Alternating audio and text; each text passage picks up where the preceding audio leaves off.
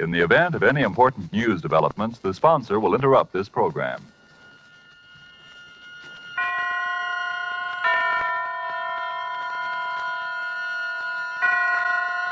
Roma Wines present Suspense. Roma Wines, made in California for enjoyment throughout the world. Salud. Your health, senor. Roma Wines toast the world. The wine for your table is Roma Wine, made in California for enjoyment throughout the world. The Roma Wine Company of Fresno, California, welcomes you again to this weekly half hour of Suspense. Tonight from Hollywood, Roma Wines bring you as stars two of the screen's most distinguished actors, Mr. Thomas Mitchell and Mr. Donald Crisp. They appear this evening in a play written for suspense by Robert Tallman, in which psychiatry is called upon to deal with a sick mind which has unknowingly been tempted thrice by murder.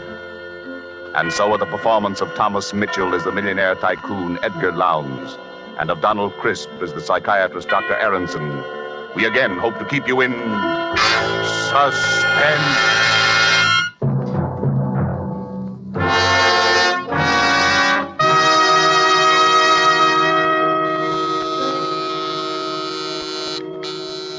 Yes? There's Mr. Edgar Louns here to see you, Dr. Aronson. Lowndes? Edgar Louns? When did we get him for patient? I think you'd better talk to him, Doctor. Yes, and I think he'd have to go through the usual routine. I don't go through usual routines. I'm Edgar Louns. I dare say you've heard the name before, Doctor. Well, who hasn't? Edgar Louns, the railroad magnate. Sit down, sir. Thank you.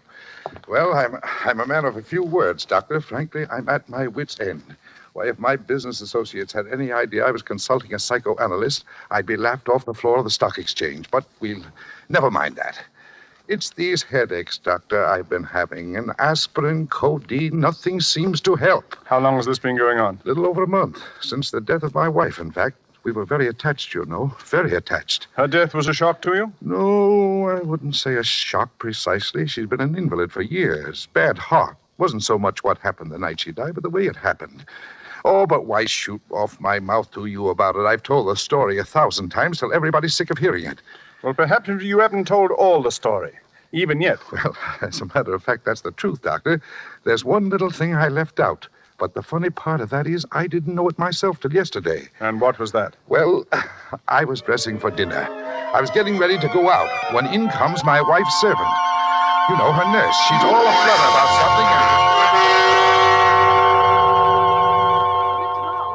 Mr. Lowndes, I hope you'll forgive me for bursting in like this, but Mrs. Lowndes... Yes, speak Well, up, she's darling. resting quite well, Mr. Lowndes, but she did have that little attack this afternoon, and I can't be here this evening. And what with the servants' night out being tonight, I thought... Yes, you thought I'd better stay with her, and I certainly will. Now you just go along about your business. I look after Mrs. Lowndes personally. Oh, I knew you'd see it that way. You're a good, considerate man, Mr. Lowndes. Edgar. Feeling a little rocky, darling? Well, old Edgar's not going to let you down, not even if it means losing that war contract. Oh. I'm going to sit right here with you, sweetheart, and Lowndes, Reed and Company can go hang. Oh, no, Edgar. There's no reason for you to stay, really. There isn't. Just the same, I'm going to stay right here with my little wife this evening. Really, Edgar, it's not necessary. If you'll just get the brown bottle out of the medicine chest, the digitalis, and leave it here by my bed with a glass of water. And leave you here alone in this big house feeling the way you do? Not much, not for 100 war contracts. Now, Edgar, do as I say. Just leave the medicine here by my bed, and everything will be all right. Now, go on, darling, and do as I say. Please, it's the brown bottle. Now, Dr. Aronson, what would you have done under the circumstances? After all, I'd left her alone before and nothing had happened. And this dinner was important in a business way. That night was my big chance. Your big chance. Yes, I suppose it was. Well, to make a long story short, she died while I was out. Now, if only I'd stayed with her. That's what I kept telling myself. And people I told the story to kept telling me that I shouldn't reproach myself. After all, it could have happened to anyone. And then yesterday I was packing up her things, and I came across this bottle in the medicine cabinet. It was the digitalis. I'd left the wrong bottle by her bedside. That was what drove me nearly crazy, Doctor. Finding that bottle. It was bad enough leaving her alone, but making a blunder like that on the medicine, why, it made me feel almost like I'd murdered her. But as you say, it was your big chance. Huh? What do you mean? What are you trying to tell me? You mean you think I wanted to get rid of her? You say that, Mr. Lowndes. I didn't. But I see our time is up. I can't talk to you any more today. Oh, but you've got to. You can't leave me up in the air like this. Why, you practically accuse me of wanting to murder my wife. Perhaps we'll understand your feelings towards your wife better, Mr. Lowndes, when we've discussed the others. What others? Hey, what are you trying to give me? Relief, Mr. Lowndes, for those headaches of yours.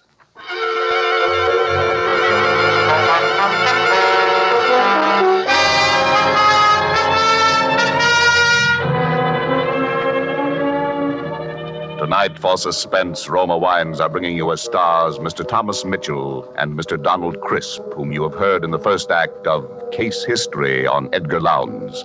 Tonight's tale of Suspense.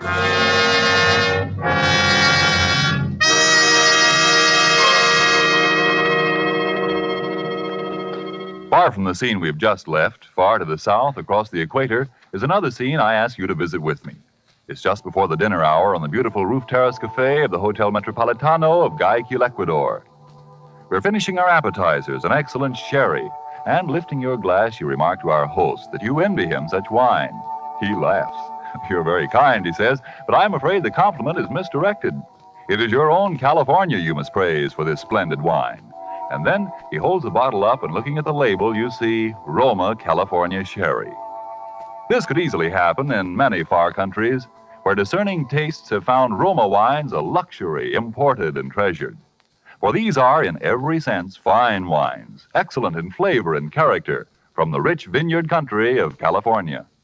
Products of age-old skills in winemaking, aided by modern scientific quality controls and tests. And here in the United States, Roma wines cost astonishingly little, mere pennies a glassful, because here there is no import duty to pay, no overseas shipping costs. Such enjoyable flavor and quality, such low cost, such high wine value have won tremendous popularity for Roma wines. They are by far America's largest selling wines, enjoyed by millions with meals when entertaining anytime. To enjoy these delights yourself, ask for R-O-M-A, Roma wine, made in California for enjoyment throughout the world. And now it is with pleasure that we bring back to our sound stage Donald Crisp as Dr. Aronson and Thomas Mitchell in the title role of Case History on Edgar Lounds. A tale well calculated to keep you in suspense.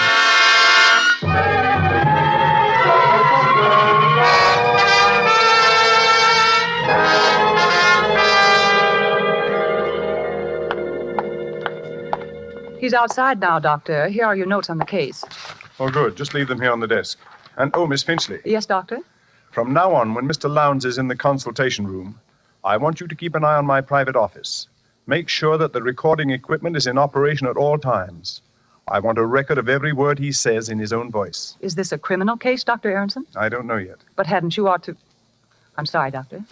You can let him come now, if you will, Miss Finchley. Yes, Dr. Aronson. The doctor will see you now, Mr. Lowndes. Thank you. Well, here I am again. Surprised to see me? How are the headaches, Mr. Lowndes? Well, sir, they evaporated just like that. I slept like a top. Don't know how you did it, but you've sold me on this psychiatry deal. So I thought while we were at it, Doctor, I might as well straighten out a couple of other little things that have been worrying me. I rather thought there were others. Now, listen, Doctor, don't start talking in riddles again. Maybe you were right. Maybe I did want my wife to die. Unconsciously, of course. Well, why not? She'd been an invalid for years, always complaining, never really getting anything out of life. Yes, sir. After I left your office yesterday, I thought the whole thing over, and I said to myself, Edgar Louns, you look at this thing squarely. Maybe you killed her. Maybe leaving the wrong medicine by her bed that night was not so much of an accident as you think it was. So what? You did her a favor. You did yourself a favor. She never really loved you anyway. If Jim Bascom... Who's Jim Bascom? Why, he died in a railroad accident. We were brakemen together on the old Nickel Plate Road. Jim and me were like twins. Roomed together, worked together, liked the same thing, even fell in love with the same girl. Why, I remember the night it happened. We were leaving on the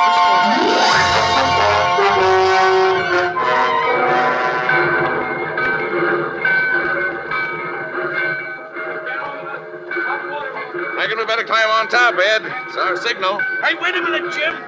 There's Virginia. Ah, bless her heart. I knew she'd come to see us. Oh, hurry up, sweetheart. Oh, gee, I'm glad. I was afraid I'd be too late. There's not a train in the whole nickel plate line you wouldn't hold up for us, Virginia. Oh, Jim. Baby. Hey, what about a kiss for me, too? Why, Edgar, you're jealous, I do believe. Well, why not? Oh, there. How's that? Like my own sister. Oh, come on, Ed. They're getting impatient up there. You've got to tell him this time. You hear me, Jim? Yeah, I'll tell him. I promise, Virginia. Hey, come on, Jim. Coming, Ed. Coming. One more kiss, baby.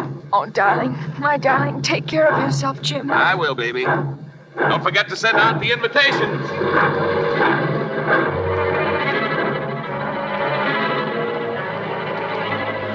I knew when I saw him kiss her like that, it was all up for me with Virginia. Jim told me when we were crossing the divide. He and Virginia were going to be married the minute they got back to Milwaukee. We were carrying an extra heavy load that haul, and when we started down the pass... Ed, for the Lord's sake, watch me close. Don't turn your wheel till you see me turn mine. One jolt away, this train's rolling down the grade, and we'll all land in the ravine. Sure, Jim. Don't worry. I gotta be in good shape for that wedding, remember? Yeah, I remember.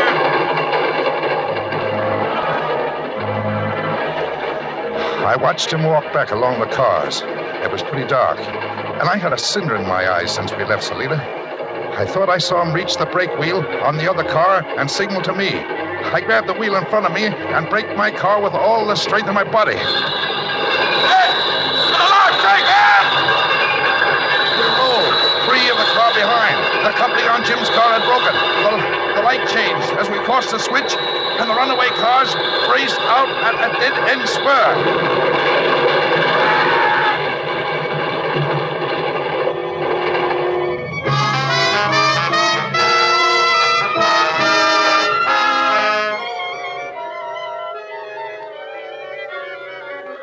I saw Jim's body jolt free of the splintering car and hurtle out over the gorge. Just then we plunged into a tunnel. I never found Jim's body.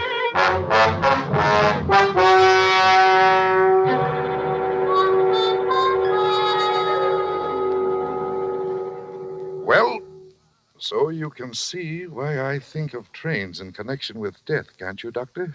Yes. Yes, the association is quite clear. Uh-huh. Now, you're thinking I killed Jim, too, aren't you? Isn't that what you're thinking? Is that what you're thinking, Mr. Lowndes? I don't know what to think. Say, what are you trying to do to me anyway? I came here to get professional advice. You're trying to drive me crazy. If that's the way you feel, perhaps you'd better try another doctor. I will. By George, I will. That's just what I'll do. Well, good luck, Mr. Lowndes. Huh? No hard feelings. Oh, of course not. And you won't tell anybody about... Why, what is it, Mr. Lowndes? You're trembling. There it is again. It's happening again, Doctor. Say, Doctor, you've got to help me. You've got to. Forget what I said about getting another doctor. I need help. Mr. Lowndes, calm yourself. What is it? What's happening again? I'm hearing it again. The train. Like in the dream. Make it go away, Doctor. But I hear it too, Mr. Lowndes. It's just a commuting train that passes over the bridge out there. Look out of the window, you can see it. Oh, of course. Thank heaven. I thought the dream had... You never told me about a dream before. No, and I'm not going to. You know too much already. Yes, Mr. Lowndes, I'm afraid you're right. I know too much already.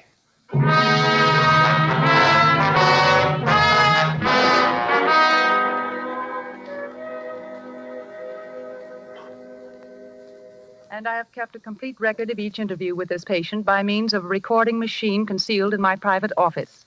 There is no doubt that the patient has twice committed murder unconsciously, and on the day the patient stopped the analysis, he exhibited hysterical symptoms which were brought on by the sound of a railroad train. Yes, go on from there, Miss Finchley. New paragraph. The train is a death symbol for this man and appears to be the subject of a recurrent dream. The danger of the present situation lies in the fact that the patient's unconscious impulses have been brought to the surface without being rationalized. There is, in my opinion, a positive danger that the patient, in his present condition, may commit one or even more conscious murders, particularly should he take it into his head to board a railroad train.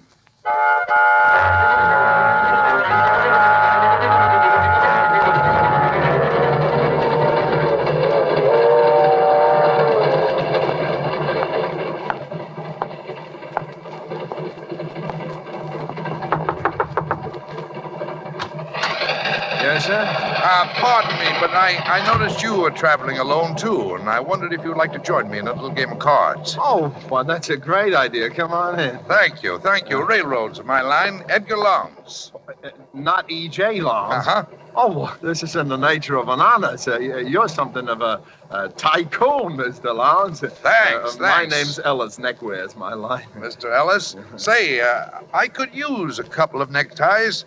Got any samples with you? Oh, sure thing, Mr. Lowndes. Right here in this case. There you are, sir. Take your pick. Compliments of the Swalligan Cravat Company. Now, this one strikes my fancy. Well, go ahead. Take it. See any others you like? Well, let me think. Oh, hey, there's another tray under there. Say, hey, look. What? Out the window there. You see it? I don't see anything. What are you doing? Come on. So his line was neckwear, was it?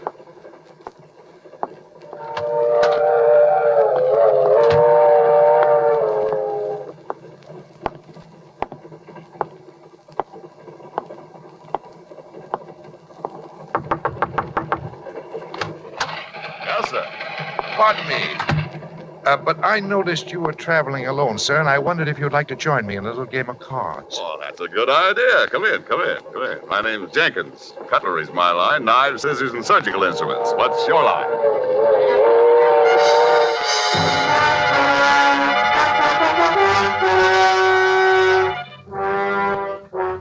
Police of 5 Midwestern states are on the lookout tonight for the homicidal maniac who stalked the corridors of the Lightning Express transcontinental luxury train, claiming the total of 3 victims murdered in cold blood.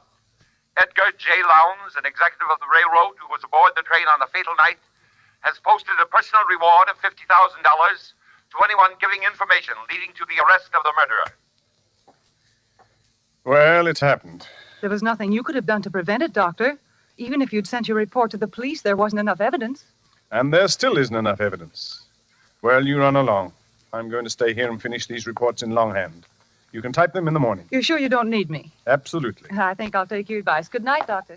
Good night. Oh, Miss Finchley. I almost forgot to tell you. Oh, she's gone. What a nuisance. Talking to yourself, Doctor? Lowndes. How did you get in here? The door was unlocked. Would you rather I'd come back during office hours? Why, yes. I'd rather you did, Mr. Lowndes. Was it very urgent? It's the headaches, Doctor. They've come back. It started again about a week ago. Well, that's after what happened on the train.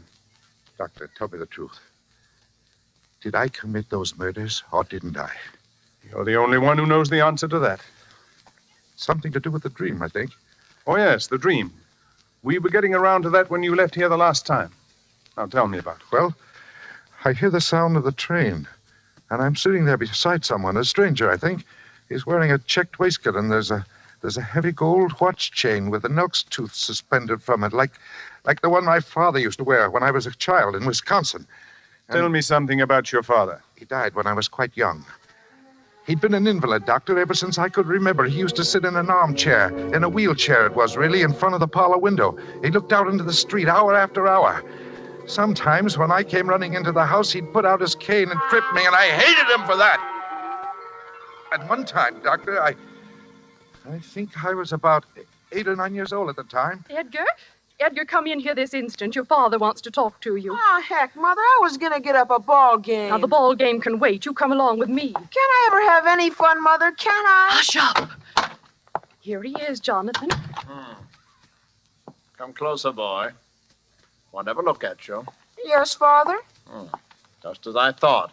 Grass stains all over the new suit I bought for you, huh? Where? There, and there, and there, and there, and there. Please. No. I won't have him get the idea just because his father's an invalid. He can roll in the dirt like a gutter snipe and get away with it. Stop blubbering. Now go wash your face. I'm driving into town today. Want you to go along, run errands. The car my father drove was an all-electric, a battery job. His legs were completely paralyzed, and my mother had to practically lift him into it. But the car itself was entirely controlled by hand. Driving it gave him a sense of power he needed. I used to dread those trips into town with him, the horrible spectacle of Mother helping him in and out of the car while the neighbors stared, and then riding along with him alone, without anyone, nothing, to intervene for me. That was the worst.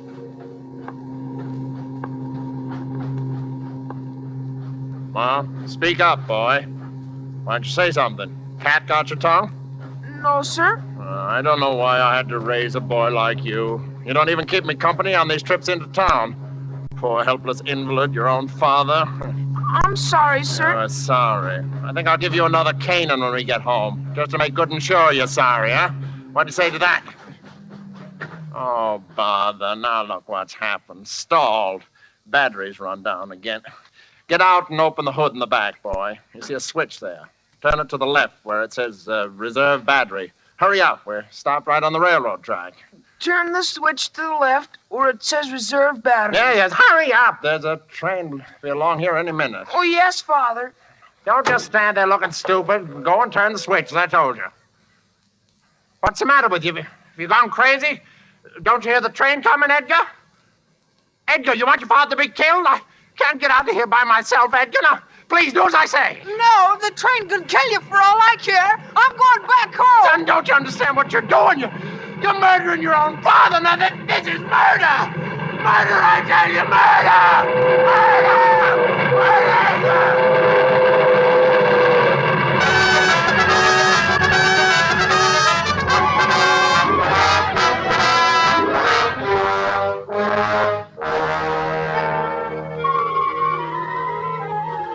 I walked home with those words of his ringing in my ears. I can hear him yelling yet. Son, don't you understand what you're doing? You're murdering your own father. Murder! It's murder, I tell you! It's murder! Murder! But I never felt a qualm.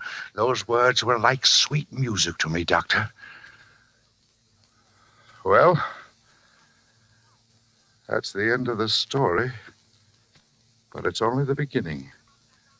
When I walked into this office for the first time, I was a man suffering from headaches, seemingly brought on by grief over the death of a loved one. Now I see myself as a man who murdered his father, his best friend, and his wife, who must kill and kill again, because every time I kill, I'm killing him, my father, whom I hated beyond all comprehension, and for whom one death agony was not enough.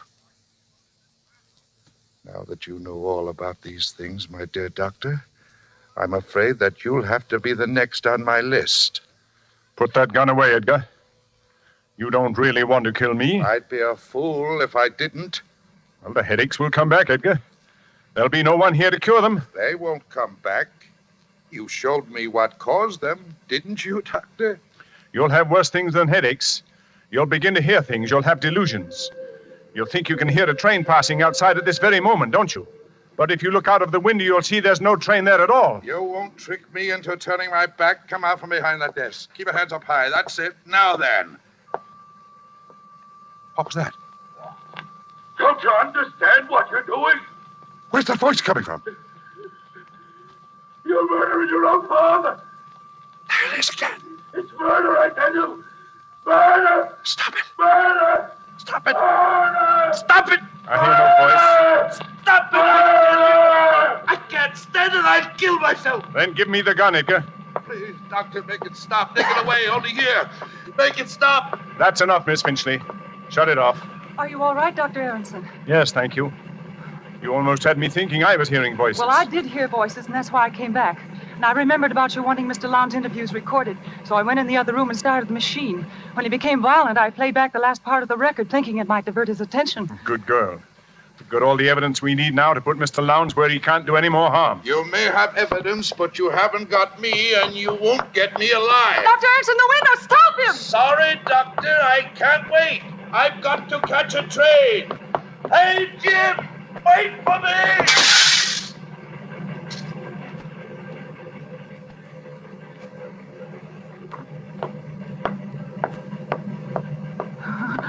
21 floors to the street.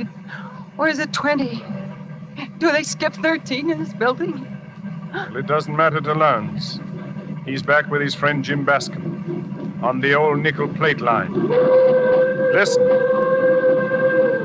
It's just crossing the divide.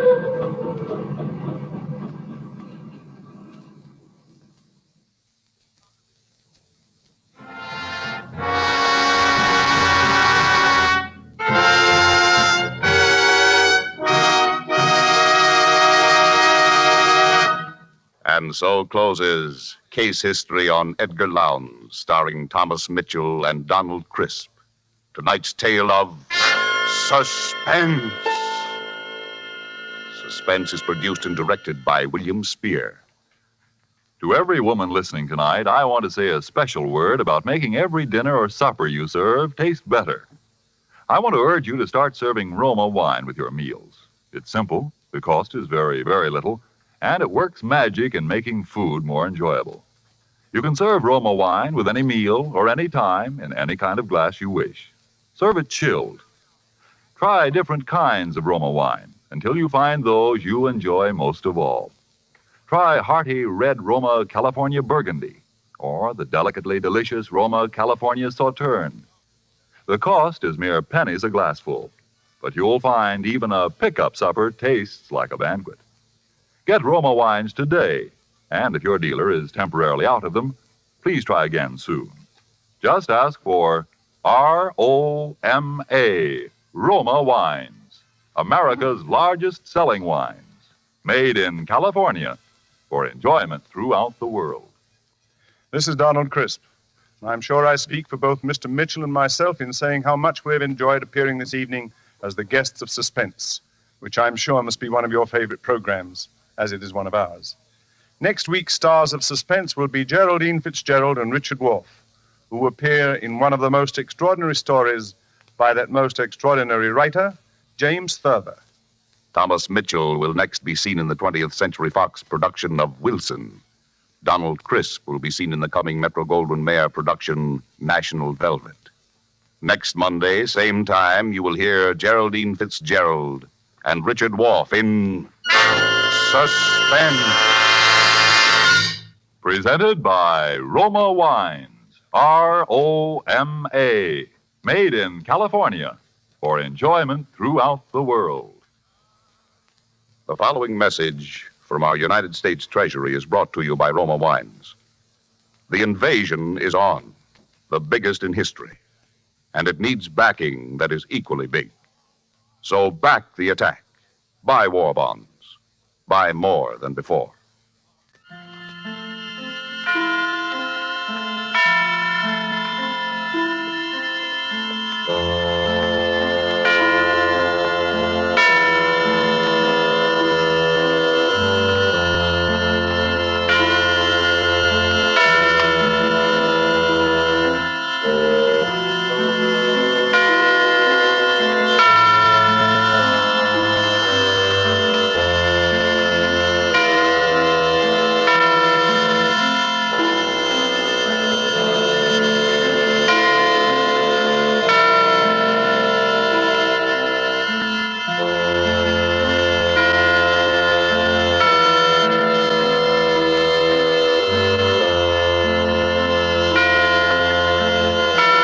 This is CBS, the Columbia Broadcasting System.